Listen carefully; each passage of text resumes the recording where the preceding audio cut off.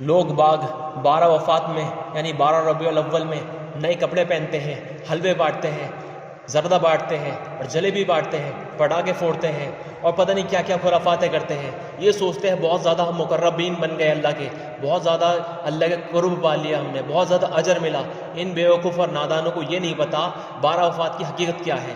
آج میں تم سب لوگوں کو 12 وفات کی حقیقت سے آگاہ کرتا ہوں. 12 وفات یعنی نبی کا انتقال جس دن ہوا، وفات کہتے ہیں انتقال کو، جس دن نبی کا انتقال ہوا اس سے پہلے سے میں شروعات سے بتاتا ہوں. انتقال سے ابھی جب لگ بھگ 14 دن پہلے اللہ کے رسول ایک جنازے سے واپسی تھے، وہاں سے واپسی پہ آنے پر آپ کے سر میں درد ہوا.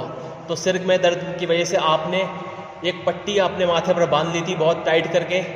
تو آپ بیماری کے دن میں کیا کر رہے تھے؟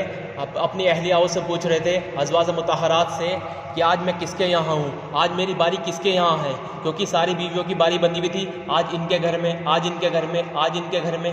لیکن بیمار کی شدت ایسی تھی کہ آپ بار بار سب سے پوچھ رہے تھے آج میرا دن کس کے یہاں پر ہے، آج کس کے یہاں پر ہے.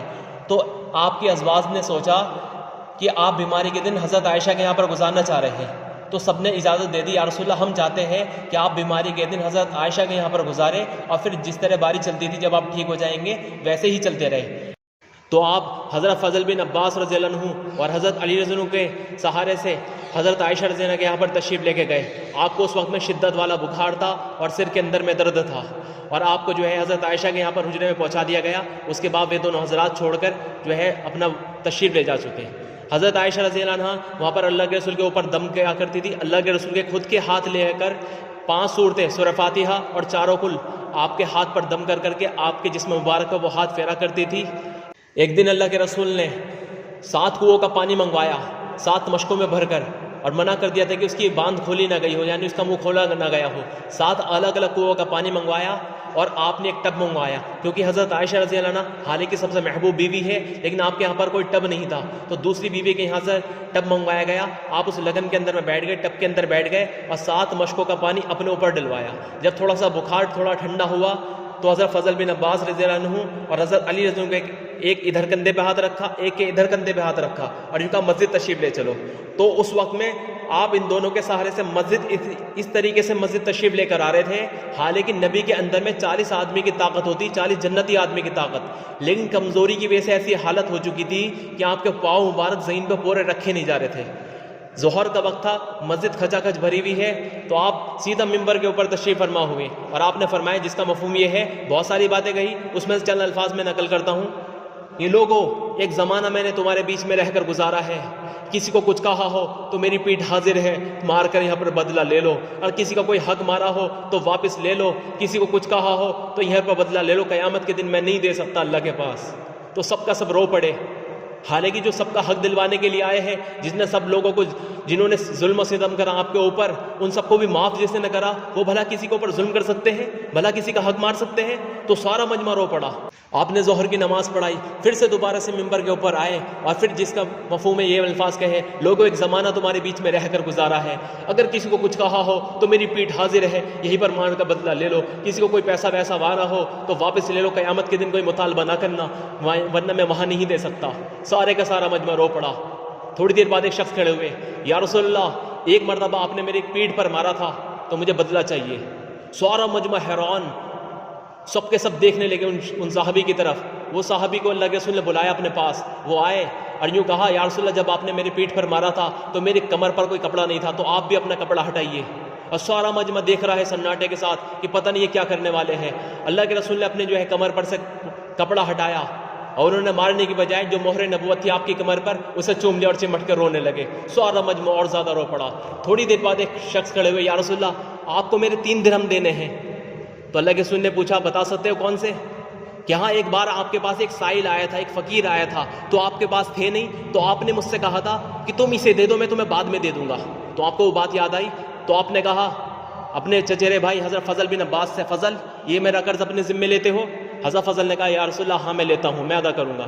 تو اللہ کے رسول نے کہا، فضل میری طرف سے قرض ادا کرے گا، کیونکہ آپ نے تو سب کچھ امت پہ لگا دیا تھا کہ آپ کے گھر میں آخری وقت میں اتنا تیل بھی نہیں تھا کہ آپ کے گھر میں چراغ جل سکے. سب کچھ امت کے سپورٹ کر دیا، سب کچھ لگا دیا امت کو پروان چڑھانے کے لیے. اس کے بعد آپ جو ہے گھر پر تشریف لے جا چکے. ایک مرتبہ آپ نے جو ہے انتقال سے کچھ دن پہلے، لگ بھگ 5-6 دن پہلے، صحابہ کو اپنے حجرے میں بلایا مین ذمہ دار صحابہ کو، اور ان سے بہت ساری باتیں کی، بہت سارے وصیتیں کی، بہت ساری نصیحتیں کی.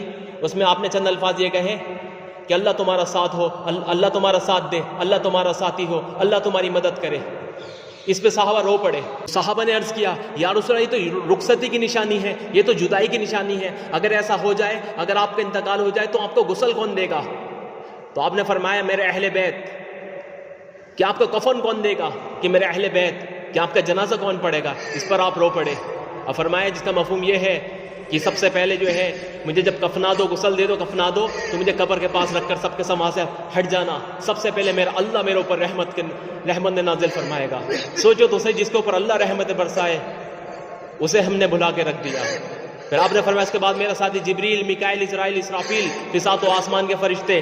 پھر آپ نے پوری ترتیب بتائی کہ پہلے مرد، پھر عورتیں، پھر بچے، پھر خادم. اس طرح پوری ترتیب بیان کری کہ جنازے کیسے پڑھنا ہے. اور آپ نے سب کو جو ہے دعا کر کے وہاں سے رخصت کرا. اور ابھی لگ بھگ جمعرات کا دن تھا، پیر کے دن آپ کا انتقال ہوا. جمعرات کے دن کیا ہوا؟ عشاء کی نماز کے لیے آپ نے غسل فرمایا. غسل فرما کے آپ چلنے لگے. جیسے چلنے کو ہے آپ کو گشی تاری ہوئی، بے ہوش ہو کے گر گئے. تھوڑی دیر بعد ہوش آیا، وہ عشاء کی نماز ہو گئی. نہیں یا رسول اللہ سب آپ کے انتظار میں ہیں. آپ نے پھر سے غسل کیا، پھر چلنے لگے، پھر گش کھا کے پھر گر گئے. تھوڑی دیر بعد پھر ہوش آیا کہ بھائی عشاء کی نماز ہو گئی. نہیں یا رسول اللہ سب آپ کے انتظار میں ہیں. پھر آپ نے پھر غسل کیا اور ایک روایت کے مطابق وضو بنایا، اور پھر آپ چلنے لگے، پھر گش کھا کے پھر سے گر گئے. تھوڑی دیر بعد وہی ہوش آیا، بھائی عشاء کی نماز ہو گئی.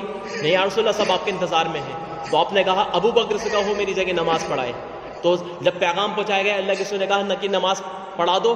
تو آگے والی سب میں حضرت عمر رضی اللہ عنہ تھے، پیچھے والی سب میں حضرت ابو بکر صدیق رضی اللہ عنہ تھے. تو لوگوں نے حضرت عمر کو آگے کر دیا. پوری بات سمجھ میں نہیں آئی تھی. حضرت عمر کو جب آگے کرا، جیسے وہ اللہ اکبر کہہ کے نیت باندھنے والے تھے، اللہ کے رسول کے کان میں جو حضرت عمر کی آواز پہنچی، اللہ کے رسول نے فرمایا جس کا مفہوم ہے عمر کو پیچھے کرو، ابو بکر کو آگے کرو. میرا اللہ کا فرمان ہے کہ میرے مصلی پر ابو بکر کے علاوہ کوئی نہ کھڑا ہو. تو آپ کی غیر موجودگی میں اس دن حضرت ابو بکر صدیق رضی اللہ عنہ نے نماز ادا کری، نماز پڑھائی سب لوگوں کو. اس کے بعد جس دن آخری دن تھا، پیر کا دن، 12 ربیع الاول، 12 وفات، فجر کی نماز ہو رہی تھی. حضرت انس رضی اللہ عنہ فرماتے ہیں کہ فجر کی نماز کے لیے حضرت ابو بکر صدیق نے نیت بندوا دی تھی. ایک دم سے تھوڑی دیر بعد اللہ کے رسول نے اپنے حجرے کا پردہ ہٹایا اور ہم سب کو دیکھنے لگے. آپ مسکرا رہے تھے. ہمارا من کرا ہم سب کے سب نیت توڑ کے آپ کو دیکھ لیں. اس سے پہلے ہم ایسے کرتے آپ نے پردہ گروا دیا، اندر تشریف لے گئے. حضرت ابو بکر صدیق نے جب نماز پڑھا دی تو فوراً حجرے میں پہنچے اور جا کے دیکھا طبیعت تھوڑی ٹھیک ہے. تو آپ نے اجازت لے کر اپنی جو دوسری بیوی رہتی تھی دوسری علاقے میں، وہاں پر اجازت دی جانے کی. اللہ کے رسول نے اجازت مرحمت فرما دی. جب صحابہ کو سب کو پتہ چلا کہ تھوڑا سا طبیعت ٹھیک ہو چکی، سب کے سب اپنے کام کاج میں چلے گئے. تھوڑی دیر بعد کیا ہوا؟ اللہ کے رسول حضرت عائشہ رضی اللہ عنہ کے سینہ مبارک سے ٹیک لگائے ہوئے تھے، اور حضرت عبد الرحمن حضرت عائشہ رضی اللہ عنہ کے بھائی وہ دروازے پر آئے. ان کے ہاتھ میں مسواک تھی. اللہ کے رسول نے مسواک کی طرف دیکھا. حضرت عائشہ نے سمجھ لیا کہ اللہ کے رسول مسواک مانگ رہے ہیں. یا رسول اللہ کیا مسواک؟ آپ نے گردن سے اشارہ کر دیا. تو حضرت اپنے بھائی سے جو ہے وہ مسواک لے لی، اللہ کے رسول کو دے دی. تو اللہ کے رسول اس مسواک کو چبا نہیں پائے. حضرت عائشہ نے اجازت لی، یا رسول اللہ کیا میں نرم کر کے دے دوں؟ حضرت عائشہ نے خود اپنے منہ سے اسے نرم کر کے چبا کے دیا. اللہ کے رسول نے مسواک لے کے مسواک فرمایا. پاس میں ایک کٹورے میں پانی رکھا ہوا تھا. اللہ کے رسول بار بار اس کے اندر میں ہاتھ ڈال رہے تھے، اپنے چہرے پہ پھیر رہے تھے. بار بار ہاتھ ڈال رہے تھے، چہرے پہ پھیر رہے تھے. یا اللہ موت کی سختی میں آسانی فرما دے، اللہ موت کی سختی میں آسانی فرما دے. اور ایک روایت کے مطابق آپ نے جو کمبل پہن رکھا تھا اس پہ بھی پیبند لگے ہوئے تھے. اب بخار کی تپش باہر تک محسوس ہو رہی تھی، کمبل کے باہر تک، اور آپ تڑپ رہے تھے. حضرت عائشہ نے پوچھا یا رسول اللہ یہ کیسی تکلیف ہے؟ ایسی تکلیف تو میں نے کبھی کسی کی دیکھی نہیں. اللہ کے رسول نے فرمایا عائشہ دراصل بات یہ ہے ہر مومن شخص کو موت کے وقت پر ایک تکلیف ہوتی ہے جس کی وجہ سے اللہ اس کے گناہ معاف کر دیتا ہے. تو میں نے اپنے اللہ سے دعا کر دی تھی یا اللہ میری تکلیف میں اضافہ کر دے، میری تکلیف بڑھا دے، اور اس کے طفیل میری امت کو گناہ بخش دے. تو وہ تکلیف ہے جو مجھے ہو رہی ہے. سوچو تو صحیح، ساری تکلیف اپنے اوپر جھیل کے جا رہے ہیں. تھوڑی دیر میں کیا ہوا؟ حضرت عائشہ کی ایک دم سے چیخ نکل گئی جب اللہ کے رسول کا وصال ہوا. اللہ کے رسول کا جیسے وصال ہوا اور آپ آخری لفظ کیا کہہ رہے تھے اللہم رفیق الاعلی، یا اللہ مجھے جو ہے اپنے مقربین میں شامل فرما، انبیاء صدیقین شہداء صالحین جو تیرے مقربین ہیں اس میں میرے شامل فرما، ان سے بھی مجھے اعلیٰ مقام عطا فرما. حضرت عائشہ کی جب چیخ نکلی اللہ کے رسول کے انتقال میں، حضرت مغیرہ بن شعبہ، حضرت عمر بن خطاب رضی اللہ عنہ فوراً بھاگے آئے کہ کیا ہوا. حضرت عائشہ پردے میں ہو گئی. اب جا کے دیکھا اللہ کے رسول کے چہرے پہ نور ہے, اب آنکھیں بند ہو چکی ہے. حضرت مغیرہ بن شعبہ نے کہا کہ وہ ہو گیا جو نہیں ہونا چاہیے تھا. حضرت عمر کی تلوار نکال لی. حضرت عمر نے, کیا تو کہہ رہا ہے کہ اللہ کے رسول کا انتقال ہو گیا؟ خبردار کسی نے اگر کہا میرے نبی کا انتقال ہو گیا میں اس کی گردن اڑا دوں گا. اور حضرت عمر باہر نکلے آئے, دیوانے جیسی کیفیت ہو گئی. جس نے بھی یہ کہا میرے نبی کا انتقال ہو گیا میں اس کے سر الگ کر دوں گا. وہ تو اللہ سے ملاقات کے لیے گئے ہیں, جیسا موسیٰ علیہ السلام طور پر جاتے تھے اللہ سے ملاقات کے لیے, یہ واپس آئیں گے جیسے موسیٰ علیہ السلام بھی واپس آتے تھے. اللہ کے رسول واپس آئیں گے. ایک صحابی وہ باغ میں پانی دے رہے تھے, جب انہیں خبر پتہ چلی اللہ کے رسول کا انتقال ہو گیا, ان کے ہاتھ میں سے پانی چھوٹا اور اتنا روئے آنکھیں چلی گئی. 1 سال کے بعد مدینہ میں ڈاکٹر آئے. ڈاکٹروں نے کہا ہم آپ کا علاج کر دیں گے, آنکھیں واپس آ جائے گی. یوں کہا جب میرے نبی نے رہے تو میں ان آنکھوں کیا کروں گا, یہ تو ان کے دیدار کے لیے تھی. حضرت عثمان غنی کی چپی لگ گئی, بہت دن تک کسی سے بات چیت کرنی بند کر دی. حضرت علی رضی اللہ کا یہ بھی یہی حال ہوا. ادھر حضرت ابو بکر صدیق کو کسی نے خبر پہنچائی, حضرت ابو بکر صدیق کی جان سے نکل گئی, بھاگے آئے سیدھا حجرہ مبارک میں پہنچے. اللہ کے رسول کے اوپر ایک چادر ڈالی اور آپ کا چہرہ کھولا, پھر ایک بوسہ دیا پیشانی پر, یا ولی یا صفیہ, ہائے میرا یار مجھ سے جدا ہو گیا, میرا دوست مجھ سے جدا ہو گیا. پھر دوبارہ سے بوسہ دیا, یا رسول اللہ آج کے بعد آپ کے اوپر کوئی تکلیف نہ آئے گی, یہ آپ کی تکلیف کا آج آخری دن تھا. اور فوراً جو ہے ایک تو اللہ کے رسول کے جانے کا غم, سب سے زیادہ محبت یہی کرتے تھے اللہ کے رسول سے, اور دوسرا امت کو سنبھالنے کا غم, صحابہ سنبھلنے نہیں پا رہے تھے. حضرت ابو بکر صدیق نے سب کو جوڑا مسجد میں اور یوں کہا, یہ لوگوں سن لو, جو محمد صلی اللہ علیہ وسلم کو اپنا رب مانتا تھا تو سن لو, اس کا رب مر چکا ہے. اور جو اللہ وحدہ لا شریک کو اپنا رب اور اللہ مانتا ہے تو سن لو, اللہ موت سے پاک ہے. پھر قرآن کی آیت پڑھ دی جس کا مفہوم ہے نیر رسولی تو ہے. اگر آپ شہید ہو جائیں گے, آپ کا وصال ہو جائے گا, تو کیا تم لوگ الٹے پیر دوڑ جاؤ گے واپس؟ سوچو تو صحیح. اس وقت میں صحابہ کو ایسا لگا یہ قرآن میں آیت آج ہی اتری ہو, پہلے کبھی تھی نہیں. حضرت عمر دھڑام سے نیچے گر گئے, وہ سمجھ گئے کہ مجھ سے غلطی ہو گئی, مجھے ایسا ایک رویہ اختیار نہیں کرنا چاہیے تھا. پھر کیا بیٹھے, بھائی مجھ سے جو غلطی ہوئی میں معافی چاہتا ہوں, لیکن میں کیا کروں, میں نہیں چاہتا اللہ کے رسول کا انتقال ہو. ادھر ایک آپ کا جو گدھا تھا, یافور اس کا نام تھا, وہ آپ کی جدائی میں بھاگا پھرتا تھا, اللہ کے رسول کہاں چلے گئے, اللہ کے رسول کہاں چلے گئے. جب اسے کہیں پورے مدینے میں اللہ کے رسول دکھائی نہ دیے تو کیا ہوا, اس نے کنویں میں کود کے ڈوب کے اپنی جان دے دی. ایک آپ کی اونٹنی تھی, اس کا نام قصوہ تھا, اس نے چارہ کھانا چھوڑ دیا, پانی پینا چھوڑ دیا, اسی حالت میں بھوک کی تڑپ کے اس نے بھی اپنی جان دے دی. حضرت بلال حبشی رضی اللہ عنہ, کیونکہ چاشتے وقت میں اللہ کے رسول کا انتقال ہوا تھا, حضرت بلال حبشی رضی اللہ عنہ جب ظہر کا وقت آیا, انصاری شخص کی چھت پہ کھڑے ہو کے جو اللہ اکبر کی صدا لگائی, اشہد ان محمد رسول اللہ پہ جو پہنچے, ہچکیاں بن گئی, سانس اٹک سی گئی, جلدی اذان کہہ کے نیچے اترے اور قسم کھائی, آج کے بعد بلال قسم کھاتا ہے کہ اذان نہیں دے گا, کسی اور سے دلائی جائے, مجھ سے نہیں دی جائے گی جب میرے محبوب نہیں رہے. کچھ وقت کے بعد ابو بکر صدیق جب خلیفہ بن گئے, ان سے اجازت لے کے اللہ کے راستے میں نکل گئے. حضرت بلال رضی اللہ عنہ ایک عرصے کے بعد اللہ کے رسول خواب میں آئے, بلال کیا بے وفائی ہے, ہم سے ملنے نہیں آتے. تو حضرت بلال رضی اللہ عنہ نے امیر صاحب سے اجازت لے کر مدینہ کا سفر شروع کرا. 7 دن 7 راتیں مسلسل سفر کرا, نہ کھانا یاد نہ پانی یاد, صرف استنجا نماز کے لیے بیچ میں رکے ہیں. سیدھا 7 دن 7 راتوں کا مسلسل سفر کر کے مدینہ میں پہنچے. گھوڑے سے اترے, یا رسول اللہ میں آ گیا, یا رسول اللہ میں آ گیا. حجرہ جو کھولا سامنے آپ کی قبر, یا رسول اللہ میں تو آ گیا, آپ کہاں ہیں, یا رسول اللہ میں تو آ گیا, آپ کہاں ہیں. اب بہت روتے داڑھی بتر ہو گئی. نماز کا وقت آیا, لوگ مسجد میں آئے, ہچکیوں کی آواز آئی تو جا کے دیکھا یہ تو بلال ہے. پھر لوگوں نے کہا بھائی آج ان سے اذان دلائی جائے, کہ نہیں انہوں نے تو قسم کھائی ہے اذان نہیں دیں گے. تو حضرت حسن حسین کو بلایا گیا کہ بچوں کی فرمائش رد نہیں کریں گے, ان کی فرمائش. حضرت حسن حسین دونوں پہنچے, 6 اور 7 سال کی غالباً اس وقت میں ان کی عمر تھی. دونوں پہنچے, چچا جان کہ بچوں کیا آپ ہماری ایک فرمائش پوری کرو گے, کہ بچوں تمہارے لیے تو جان بھی حاضر ہے, آپ ہمارے نانا کے لیے اذان دیا کرتے تھے, آج ہمارے لیے بھی دے دو. تو وہ رو پڑے, اتنا روئے بہت زیادہ. جو کہا بچوں میں تمہارے لیے اپنی قسم توڑتا ہوں اور اس کا فدیہ دوں گا. پھر انصاری شخص کی چھت پہ کھڑے ہو کے جو اللہ اکبر کی صدا لگائی, سارے مدینے میں کو حرام سمجھ گیا. ادھر سے عورتیں تک ننگے پاؤں گھروں سے باہر نکل آئی. وہ مسجد کے باہر عورتیں رو رہی, مسجد کے اندر مرد رو رہے. بہت عجیب سا ماحول ہو گیا, سب کو روتے برا حال. اور سب سے زیادہ رونا کب آیا, جب ایک چھوٹے سے 2.5-3 سال کے بچے نے ماں کی گود میں کہا, اماں جان بلال حبشی رضی اللہ عنہ تو آ گئے, اللہ کے رسول کب آئیں گے. مدینہ کی دیواریں تک رو پڑی. سوچو تو صحیح, ایک بچے کو بھی انتظار ہے اللہ کے رسول کی واپسی کا, اور ہم آپ کو جس کے لیے اللہ کے رسول ساری رات روتے تھے, انہوں نے کیا کرا؟ آپ کے انتقال کے وقت میں بھی خوشیاں منا رہے ہیں. یوں کہتے پیدا بھی تو آج ہی کے دن ہوئے تھے. ارے سوچو تو صحیح، تمہاری امی آج کے دن پیدا ہوئی، آج کے دن پیدا ہوئی، اور 40 سال کے بعد آج کے دن ہی اس کا انتقال ہو جائے تو کیا تم برتھ ڈے مناؤ گے اپنی ماں کا؟ سوچو تو صحیح اللہ کے رسول سے کیسی محبت کہ نبی کے انتقال پہ آپ لوگ خوشیاں مناتے ہو. کم سے کم اگر توبہ نہیں کر رہے تو کم سے کم غلط تو نہ کریں ہم.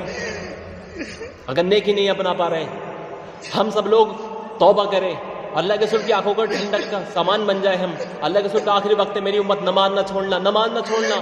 ہم سب کے سب نماز چھوڑ گئے کہ اپنے ماتحتوں کے ساتھ اچھا سلوک کرنا، ہم نے اچھا سلوک بھی چھوڑ دیا. کم سے کم آپ کی آخری وصیتیں تو ہم پوری کرتے. ایک شخص تھے، ایک اللہ والے جا رہے تھے. اب کیا ہوا، وہ جا رہے تھے تو اپنا حج کا سفر تھا، سارا سامان ان کے پوٹلی میں بندھا ہوا تھا. ایک چور آیا، ان کی پوٹلی لے کے چھین کے بھاگ گیا. ابھی بھاگا ہوا جا رہا تھا، بھاگتے بھاگتے جا رہا تھا، اس کی آنکھیں اندھی ہو گئی. وہ رو پڑا، مجمع اکٹھا ہو گیا، بھائی کیا ہوا؟ کہ میں نے بھائی کسی اللہ والے کی پوٹلی چرا لیا، ڈاکہ ڈال دیا، انہوں نے شاید میرے لیے بد دعا کر دی یا میری آنکھیں چلی گئی. آج سے میں توبہ کرتا ہوں، آج کے بعد میں کوئی ایک سامان نہ چراؤں گا کسی کا. مجھے ان کے باپ واپس لے چلو، میں توبہ کرتا ہوں، ان کا سامان واپس دوں گا. لوگوں نے پوچھا بھائی کیسے تھے، کس جگہ ملے تھے؟ انہوں نے بتا دی جگہ. تو ڈھونڈتے ڈھانڈتے سب پہنچے تو دیکھا وہ ایک مسجد میں ملے. بھائی پوچھا بھائی یہ سامان آپ کا ہے؟ کہ جی ہاں میرا ہے. کہ لو آپ کا سامان، آج سے اس شخص نے توبہ کر لیا، آج کے بعد کبھی چوری نہ کرے گا، آپ اسے معاف کر دو. کہا میں نے تو تبھی معاف کر دیا تھا. نہیں حضرت آپ معاف کر دیجئے. کہ بھائی میں بتا تو رہا ہوں، میں نے تبھی معاف کر دیا تھا. لوگ کہنے لگے آپ کا سارا سامان لے کے بھاگ گیا، آپ نے معاف کیسے کر دیا؟ کہا میں معاف تو نہ کرتا، لیکن مجھے ایک حدیث یاد آ گئی کہ نبی نے یوں کہا، نبی نے فرمایا جس کا مفہوم یہ ہے، میں اس وقت تک جنت میں نہیں جاؤں گا جب تک کہ میری ساری امت حساب کتاب سے فارغ نہ ہو جائے. تو میں نے سوچا اس کا اور میرا مسئلہ قیامت کے دن اللہ کے سامنے پیش ہوگا، کہیں اس کے اور میرے حساب کتاب کی وجہ سے میرے نبی کو جنت میں جانے میں دیری نہ ہو جائے. اس کی وجہ سے میں نے پہلے ہی معاف کر دیا. اب سوچو تو صحیح، پوری امت کتنی نمازیں چھوڑ رہے، کتنی داڑھی کٹوا رہے، کوئی ماں باپ کی نافرمانی کر رہے ہیں، کوئی کچھ کر رہا، کوئی کچھ گناہ کر رہا. ہمارے حساب کتاب کی وجہ سے ہمارے نبی کو جنت میں جانے میں دیری ہو جائے گی. اس لیے ہم گناہ چھوڑ دیں. ان کے لیے کچھ نہ کر سکے، کم سے کم ان کو ٹھنڈک تو پہنچا دیں ہم لوگ. اور وہی نبی قیامت کے دن جب پوری دنیا جہنم کے آنے پہ دھڑام سے زمین پہ گر پڑے گی، وہی نبی ہوں گے جو سب کے لیے دعائیں کر رہے ہوں گے، یا اللہ میری امت کو بچا لے، یا اللہ میری امت کو بچا لے. وہ ہے نا کسی کی معشوقہ نے یوں کہا تجھ سے نکاح تب کروں گی اپنی پہلے ماں کا کلیجہ چیر کے لا. اس ظالم نے جا کے اپنی ماں کا دل چیر کے لے کے جانے لگا، ٹھوکر لگی، دل جا کے پڑا، دل کے اندر سے آواز آئی بچے سنبھل کے چل، کہیں تجھے چھوڑ تو نہیں، بچے تو سنبھل کے چل، کہیں تجھے چھوڑ تو نہیں. یہی ہم نے اپنے نبی کے ساتھ کر دیا، یہی ہم نے اپنے نبی کے ساتھ کر دیا، جنہوں نے جو ہے ہمارے لیے ساری زندگی دعائیں دی، انہیں کے سینے پہ ہم نے وار کر دیا. ایک غم زدہ کی محنت کا عجیب ہم نے صلہ دیا، جو میرے غم میں رلا گیا اسے میں نے جی سے بھلا دیا. تو آج ہم سب کے سب توبہ کریں اپنی ساری غلط حرکتوں سے، اور نبی پر درود پڑھے، اور ان کے جو ہے آنکھوں کی ٹھنڈک کا سامان بنے. اور جو ذمہ داری اللہ کے رسول کی تھی پوری امت کو جہنم سے بچانے کی، اور سارا یہ کلمہ کا پیغام اور اللہ کا پیغام پوری امت دنیا میں پہنچانے کی، وہ ذمہ داری ہم اوڑھ لیں.